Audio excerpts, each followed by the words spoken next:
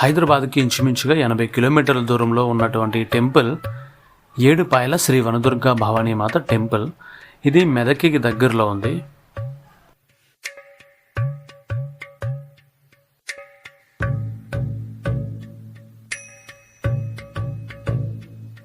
మెదక్లో చూడవలసిన ప్రదేశాలు ఏంటి, ఈ టెంపుల్ యొక్క విశేషాలు ఏంటి, ఈ వీడియో పూర్తిగా చూస్తే తెలుస్తుంది. ఈ వీడియో లింక్ అనేది మీకు డిస్క్రిప్షన్లో అలాగే కామెంట్లో కూడా ఇస్తాను.